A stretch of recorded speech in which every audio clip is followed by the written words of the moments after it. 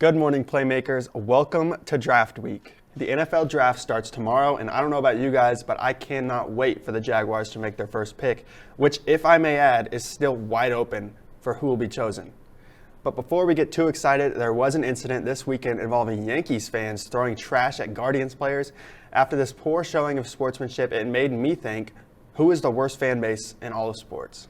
I actually wrote down 4 different fan bases for this just because I can't pick. It's all so different. You can either take Yankees fans, I wrote down for one, it's just being complete not great people. And then you have another side of things where people are just straight up who are these people saying these absurd things? So on the other end of the spectrum, I do have European Soccer League fans who have been known for being homophobic, racist, starting riots outside of the stadiums. There have been deaths from these riots. I mean, come on, that is just absolutely absurd. I also wrote down Lakers fans, more specifically LeBron fans, and Cowboys fans. Cowboys fans a good pick. That's a good pick. Beginning of every season, they're like, this is it. Next thing they know, they're the team on Hard Knocks. I mean, Yep. That's how it goes. I wrote down the New York Yankees. That incident on Saturday. That was just disgraceful. Really, we're throwing trash at players who play on the Cleveland Guardians. It's not the Red Sox. It's not a high-end American League team. It's the Cleveland Guardians. It's unfortunate. Honorable mention to Vancouver Canucks fans. Those that remember 2011. That was a bad look, but Vancouver's not really relevant, so it doesn't really matter at the end of the day. But that is my honorable mention. But yeah, Yankees fans, they are the worst.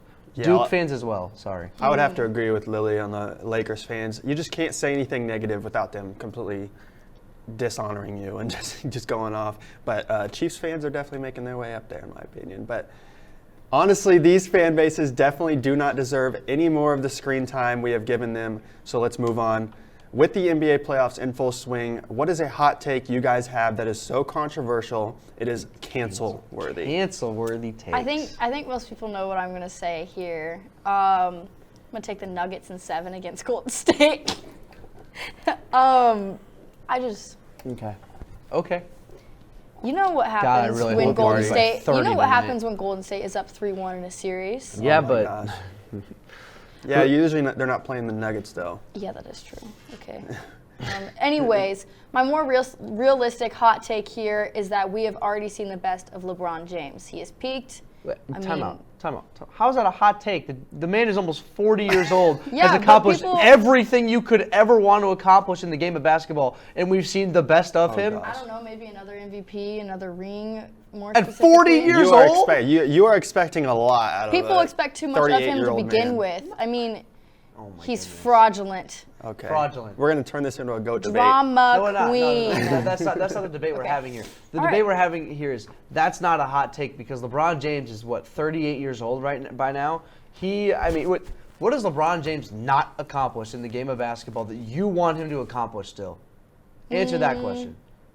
Not being a drama queen. Okay. He has 4 rings. He's got this many MVPs. 4 rings. He can do more. He's made the All-Star team 20 times. If he's all this and all that, he can get 4 more rings.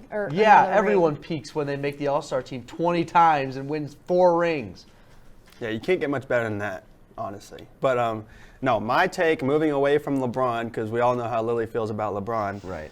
I'm going to actually get a take that Jackson will like very much. If Giannis goes on to win the championship with the Bucks this year and Finals MVP, which is a big if because Chris Middleton is still out. We don't know when he's coming back. 2 to 4 But weeks. if he wins the championship this year and is Finals MVP, when do we start talking about top 5 all time? Listen to this. Shortly. At this point, he's most improved player, 2-time MVP, Defensive Player of the Year, would be a 2 times Finals MVP. He's still only 27, right in the middle of his prime. And honestly, if you want to get really into it, when do we start talking about GOAT debate? He's in the middle of his prime. With this. He still has time to win multiple championships, multiple MVPs. He's top 3 in MVP this year. He's not going to win it. Jokic is going to win it this year, but Giannis is one of the only players in the league and one of the only players in recent history that has the chance to get to the GOAT debate. You can talk about Luka all you want, but he hasn't done anything in the playoffs like Giannis has. So if Giannis goes on to win the championship and Finals MVP this year, I think he's top 5 all time. That's a pretty good picture we just pulled for graphics right there. That makes me happy. Yeah, it makes Jackson pretty happy. My cancel-worthy take, and this is going to get contested because that's just how it goes with this player for whatever reason. Luka Doncic will never win an MVP or a championship as a Dallas Maverick, and I promise you that. I promise you that. Luka Doncic has had his quote-unquote best statistical season ever and isn't in the top 5 for MVP voting. I'm just saying. You think he's going to score more than 30, 31 points a game again? Maybe, but what's going to change? There's always going to be the same top 3 NBA MVP ladder, and it's going to be Jokic, Embiid, and Giannis for years to come. Those players aren't going anywhere. Why is Luka Doncic any better? Why is Luka Doncic more valuable? I'm just saying. I think following this year's playoff run with the Nuggets, we can see maybe a little bit of voters fatigue with Jokic, and maybe he falls down the ladder a little bit. Because when you win back-to-back MVPs, it's really, really hard to win another one. Yeah. As we've seen with LeBron. Right. He's probably deserved 8 MVPs at this point, but he only has, his 2 or 3? I don't remember. I don't even know what the full number is, but that's definitely not a bad take, as the Mavericks are going to struggle to bring in some of those big free agents and get that top seed that they usually need for the MVP. But when we come back, we dive into the NFL draft.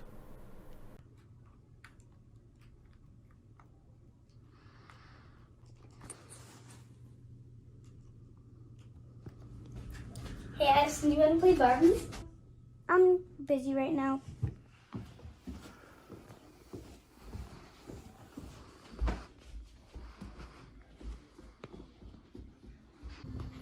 Hey Regan, do you want to play outside? Not today, maybe tomorrow. The NFL draft starts tomorrow, and you can't help but compare these future NFL players to players who have already played the game. Who are the best comparisons for these draft prospects? Let's start with the most polarizing prospect in quarterback, Malik Willis. I'm going to have to compare him to Lamar Jackson here. I saw a lot of his, comps, and a lot of them were saying, Lamar Jackson or, Jackson over there has another good pick for him. But I see him a lot similar to Lamar Jackson. I know Lamar Jackson is kind of younger, newer to the league, so it's hard for him to be compared to this guy, but I just see a lot of that athleticism, knowing the field really well. I really like Malik Willis here. I would compare Malik Willis to a guy like Trey Lance, and the reasoning being because no one really knows. You don't know. I mean, he is not Kenny Pickett. Kenny Pickett, you know what you're getting. You know you're getting a fantastic game manager who's still decently young. You have no idea what you're getting with Malik Willis. This could be. He's like a guy very similar to Trey Lance, a guy that comes from a school that isn't exactly a football powerhouse that produces prospects like a Bama, Georgia, or whatever. You just don't know. He comes from Liberty. He has the most potential, and Trey Lance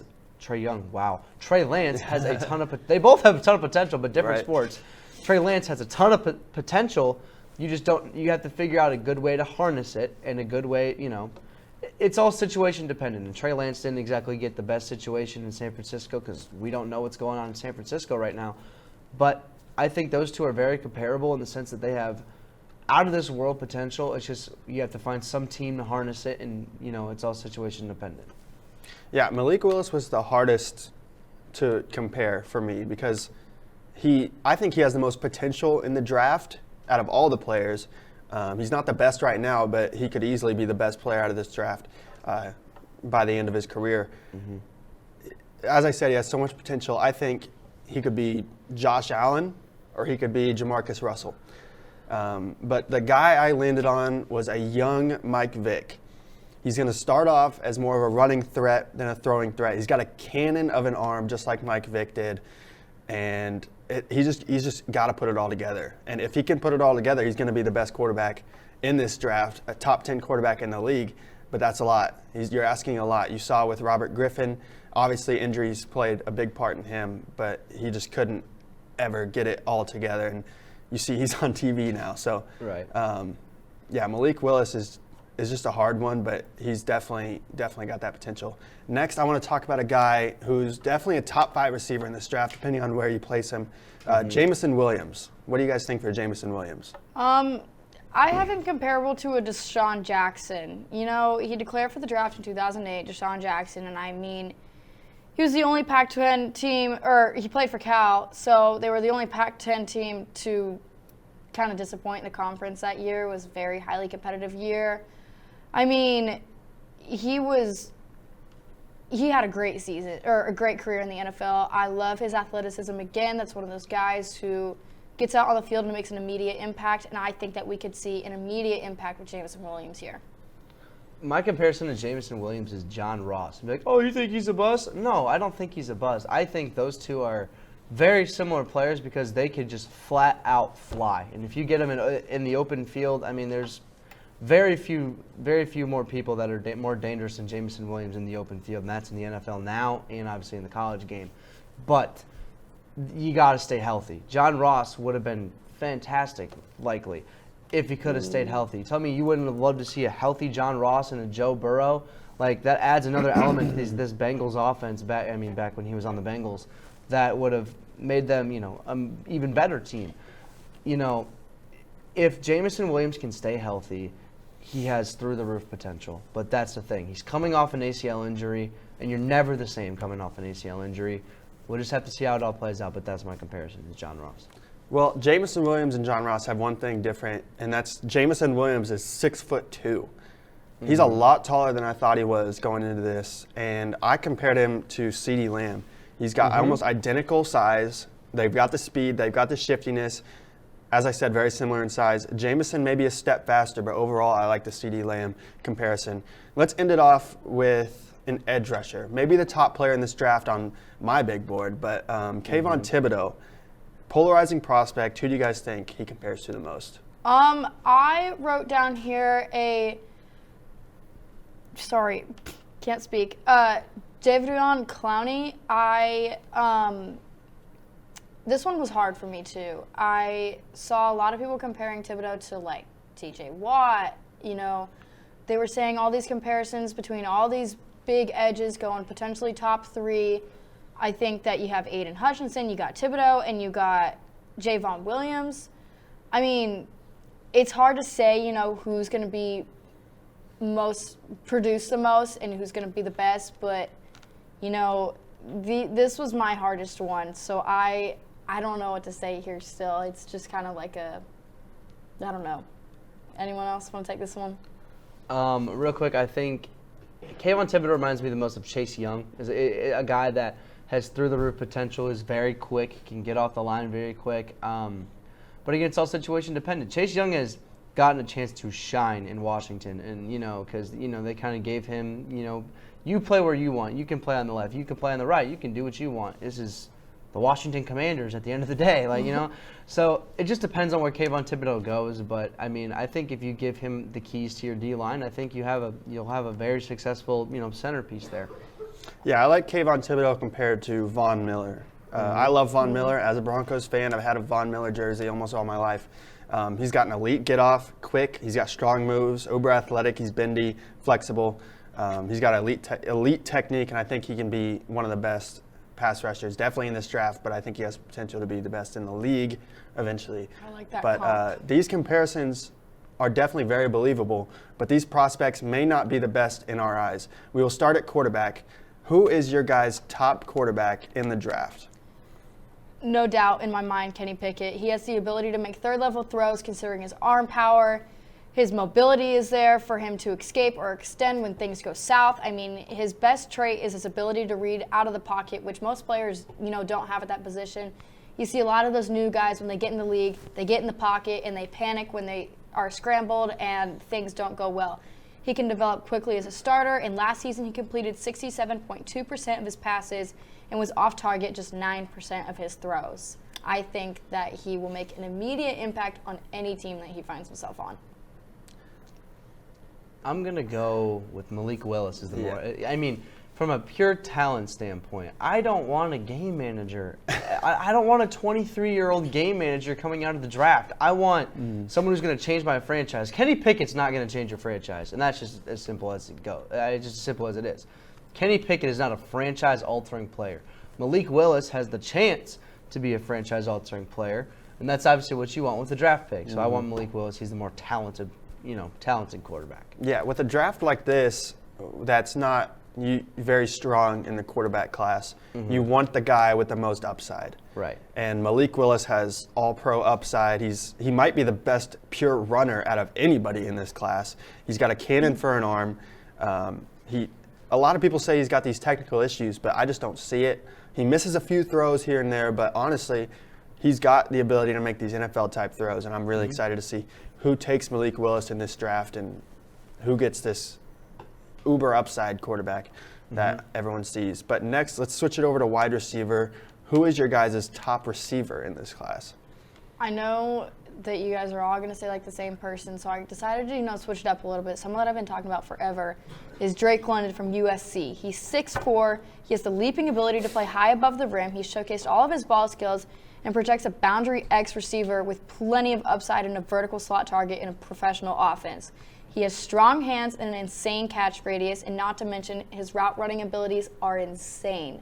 I am excited to see him out there, and I think earlier in the show this semester I had said that I have Drake London as my Rookie of the Year, and I still stand by that.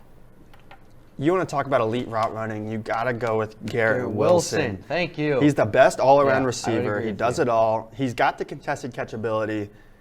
He's got elite hands. He reminds me a lot of Stephon Diggs, actually. I really like Garrett Wilson in this draft.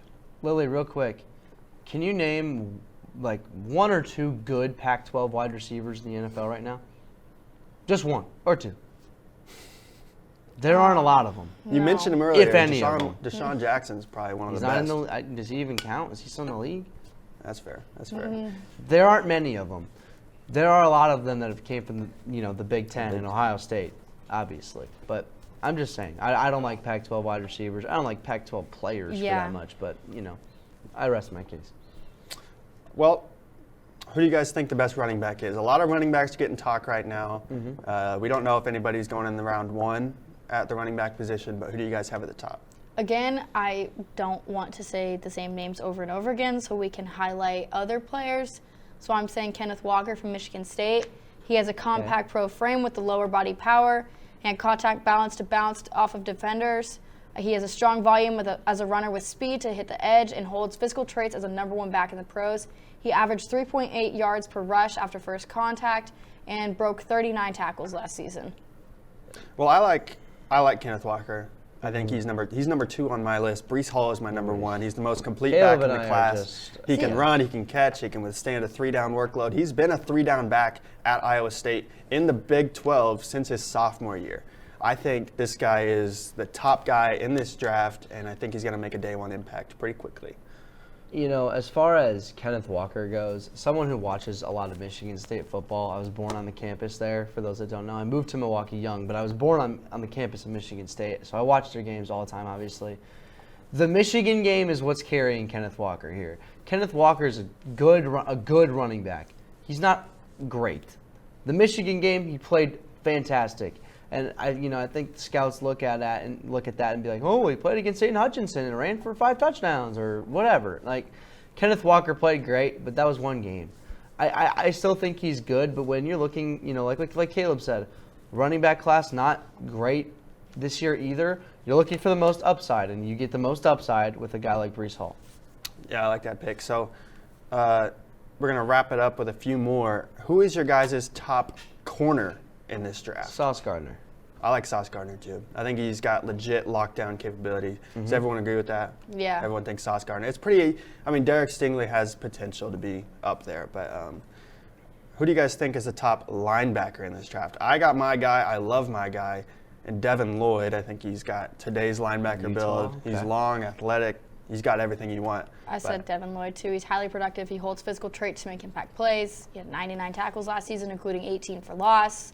I mean, he has some insane athletic abilities. You know, I'm a big watch the tape guy, and Nakobe Dean is a guy who just, you know, he just sticks out when you watch the film. I mean, you always have to keep track of where number 17 is on the field last year with the whole, you know, Georgia National Championship campaign. Nakobe Dean is my guy. I think he's the best linebacker in this draft. I love Nakobe Dean. A lot of people are falling off Nakobe Dean because of his size. He doesn't have that long wingspan, but yeah, you watch it on tape, you know he's all around the field. Right. And if you can play football, you can play football, in my opinion. Exactly. So to wrap it up, I know you guys, especially Lily, wanted to talk about a certain tight end, so I'll let her do that real quick. I did. I wanted to mention, go to my notes up here, Trey McBride from Colorado State. Shout out to my friends in Colorado who go to Colorado State because they don't have a whole lot of draft prospects on that team out there.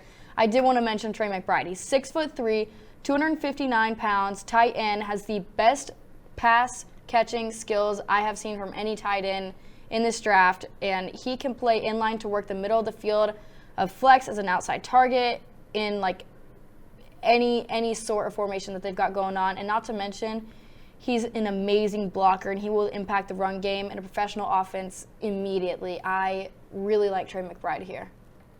Yeah, there's not a lot of game-changing tight ends like Kyle Pitts from last year, but there's a lot of depth at this position in the draft. But after the break, what we have all been waiting for, our mock draft.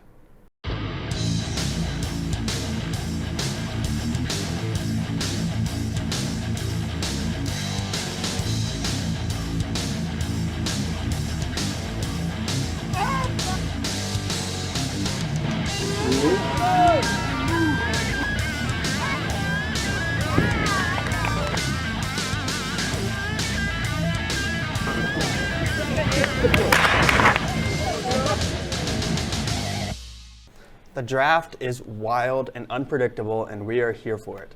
We will do a top 15 mock draft. Everyone gets 5 picks, starts off alternating, but if a team has multiple picks in the top 15, you will use both those picks. You guys ready? Yep. Let's do All right, it. Lily, you're on the clock with the yeah. Jaguars. Who are you taking number 1? As the Jaguars, I am going to take Trayvon Walker here.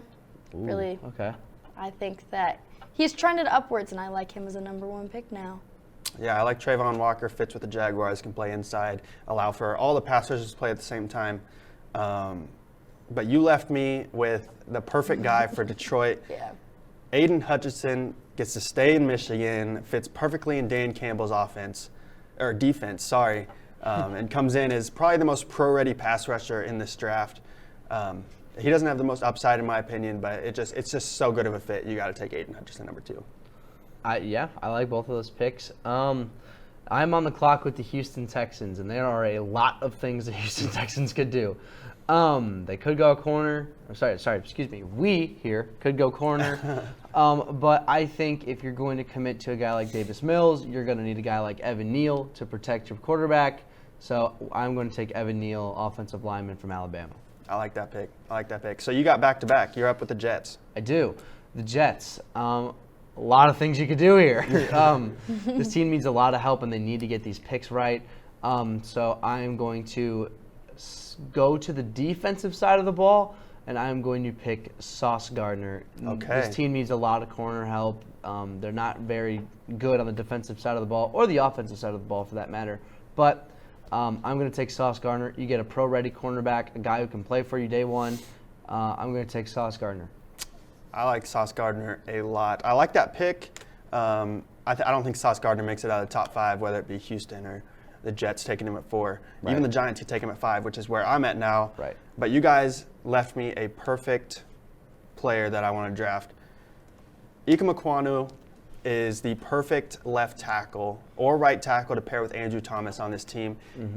Like Jackson said, if you're going to commit to a young quarterback like the Giants apparently are committing to Daniel Jones, you got to give him the best protection he can get. This could be a lot of picks. Giants have another pick at 7. Watch out for a trade back in tomorrow's draft, as they're pretty low on cap space and these picks cost a lot of money. But I'm going to take Ike Mekwonu to be that immediate right tackle to fill in perfectly on the Giants makes sense. team.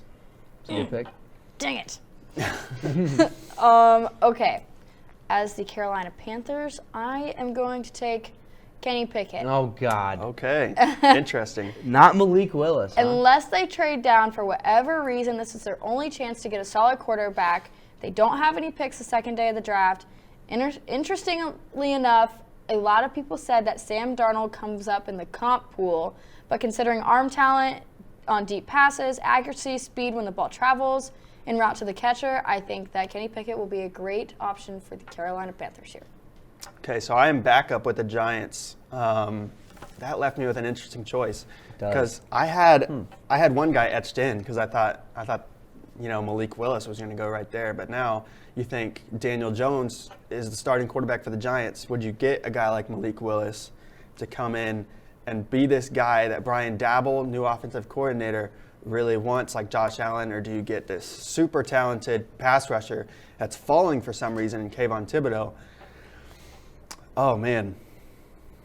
I'm going to have to take Kayvon Thibodeau. I like Kayvon Thibodeau enough to take him over maybe the most talented quarterback in this draft. Kayvon Thibodeau fits perfectly in this Giants defense. You got a great D-line now with Kayvon Thibodeau, Azeez Ojulari off the other edge, Leonard Williams still in there. I think Kayvon Thibodeau completes this D-line and pass rush. So I'm going to take Kayvon Thibodeau with the 7th pick. Good pick. Okay. I think I am back on the clock here with the Atlanta Falcons at number 8. And I think you got to start building your offense here. You got Kyle Pitts. It's a good little building block. Marcus Mariota, not great, but a serviceable enough quarterback for a year or two. I think let's go get the smoothest route runner, the best receiver in the draft, as I've already said. Let's go get Garrett Wilson here at number 8. I like that pick a lot. That's what I would do as well. So I think we got Lily now with the Seahawks at number 9. Yeah, you guys are kind of taking my picks here. You know what? I'll say hot. Dang it! I was gonna take him in my 12th pick with Minnesota. This is awkward. Let's see. Seattle really needs some defensive help. I'm gonna take Jermaine Johnson here from Florida State. You know, they've struggled with offensive line issues for years, and I think that he is their first step in the right direction of getting some help on their defensive line, and he will be a day 1 starter. So we'll take Jermaine Johnson here. I like Jermaine Johnson a lot. Jackson back with the Jets. You know what we got? You know what we're gonna do here? Not only are we going to improve this defense again, we're gonna take the guy that's got the most quote unquote pro-ready player in this year's draft. And we have a new secondary of Sauce Gardner and Derek Stingley here. That's something that would be crazy if this actually happened. 2 rookies starting opposite sides of each other. I love that pick. That pick. I think like we always talk. We've been talking about being a pro-ready player. Derek Stingley is a pro-ready player. It's just a matter of where he goes. He should go somewhere in the top 15, I would think. I like him here at 10. And, you could have gone receiver there if you're the Jets, but if you can't get Garrett Wilson, I would wait. But that's just me. Same here. So I'm up at 11 with the Washington Commanders, and I want to take Malik Willis, but just with the stuff that's come out, as they view Carson Wentz as a potential future option, I don't think they take a quarterback at least in the first round of this draft. So Malik Willis is going to continue to fall. I'm going to take Devin Lloyd. I think Devin Lloyd's the best linebacker in this draft. Good pick. And he's super athletic, can pair perfectly. He can be what they thought Jamin Davis was going to be last year. Kind of missed on that pick. He's still young. He still has potential. But I think Devin Lloyd comes in as automatically the best linebacker on this team. Solid pick. I am now the Philadelphia Eagles. No, you're Vikings. not. No, you're not. Sorry. God. There's a lot of guys still available. It's crazy that my number 2 guy in the draft is falling right now. Who? Kyle Hamilton, man. Oh. Yeah, okay. I'm excited. I should have picked Kyle Hamilton to the Jets. No, I'm okay with what I got. See, I was going to pick Jermaine Johnson from Minnesota. I might take Jordan Davis here. I like that pick. Good pick. I think he's one of the big reasons why Georgia had one of the best defenses over the past few seasons. I mean, he's physically imposing. He's dominant on the point of attack. He will make an immediate impact on any defensive NFL team, and he commands the double team. He might be primarily used as like a toe-down run post kind of guy to start his career, but I really like him here. Yeah, Jordan Davis, super athletic, just a prospect we'd never see. So if he makes it to 12, I'd be surprised, honestly. I'm back here with the Texans, and I said, hey, maybe we're going to commit to Davis Mills for a little bit. Screw that. Malik Willis is on the board at 13. And I got Evan Neal and Malik Willis coming out of the draft as the Houston Texans. It's about as good as you can do. It's pretty clutch. Yeah, so I will take, now I got Evan Neal to protect my new rookie, Malik Willis. And maybe we can get more than 6,000 people at a football game in Houston this season. I'm pretty excited about that. All right, so 14 with the Ravens. Lot of ways you can go Lily. here. I think Baltimore. Lily, yeah. What's up? I'm gonna take Trevor Penning. Okay. They need a blocker. He's huge. He's overwhelmingly strong and excels in the run game. And I think this could be a great pick and a great asset for the Baltimore Ravens. A lot of people are super high on Trevor Penning. I'm not. I like him I a am lot. not one of those people. I would have went Charles Cross there. Charles Cross would be a good pick. It's crazy. All these players are falling out. I know. A lot of talent. Philadelphia Eagles. I mean, You I have think to this is where you take. Well, shoot, I don't know, because you got receivers available. You got Kyle Hamilton's available. You have to take Kyle Hamilton here. You would think, but also they need. Yeah, you're right. Kyle Hamilton's my pick. Yeah. Kyle Hamilton's my pick. You can get a receiver at 17. I think they have. Chargers have 17. They have another first-round pick. They can get another receiver there. But Kyle Hamilton is my second best player in the draft. He's got all this potential. He's 6'4", almost 220 pounds. He can fly. He can move. He's got instincts. He can play like crazy. So, yeah, I'm going to take Kyle Hamilton there. We had some guys fall out, like Charles Cross. I'm surprised he fell out of the top 15. But as crazy as this was, it is nothing compared to what the actual draft has in store for tomorrow. Trades, surprises, and more await us. But we will be back next week with a recap. But without further ado, from our cast to you, have a great week. Bucks and 6.